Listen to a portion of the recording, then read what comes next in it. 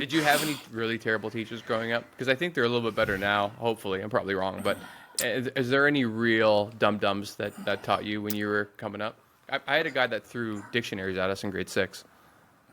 Yeah, I mean, well, but I didn't have anybody throw books at me, but I was not. I was also not like a prankster per se, so I wasn't garnering that type of attention from the teachers typically. But I did have circumstances where it was like immediately apparent to me that it seemed like I was learning the wrong thing from the wrong person. So, I did get taught sex education from a woman named Sister Thomas More, who was she was probably around 80. I'm guessing she was definitely like late 70s, early 80s. So I even at a young age, I was probably 9 or 10, I guess. I can't remember really, but probably around then.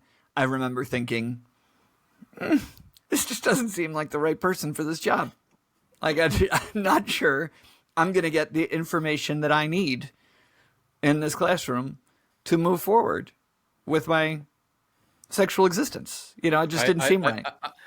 It does make me laugh that these Catholic schools used to have people like that teaching sex ed. It's because you have to learn what's a sin, right? I mean, if you don't know what's a sin, you're just going to go out and do anything. You can't avoid it. Right, exactly. That's a big part of education. Which is hilarious because if you keep teaching us what the sins are, then you realize like, oh, I clearly have to go and do those things.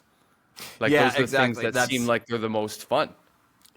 Right. It's like, wait, I'm not supposed to do that? Let's just find out for myself. I'll just find out for myself. Thank you very much. Yeah, totally. I would like to speak to someone who turned a younger nun. Like who was just walking around Rome, and there's like a 24-year-old nun who like is really pretty in her habit, and this guy put in a lot of effort, and one day she's like, you know what? Before I get real serious about this God thing, I need to get this done. I need to know what these sins of the flesh are like, so then I can know what to avoid forever.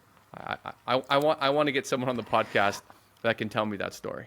I bet that there are a lot of people who were, going the religious route, who thought, I need to understand the sins of the flesh so that I can be, better at communicating with people who are experiencing them all the time. Like there was some kind of mental rationalization that happened that was like, I need to be a sinner so I can relate to the sinners.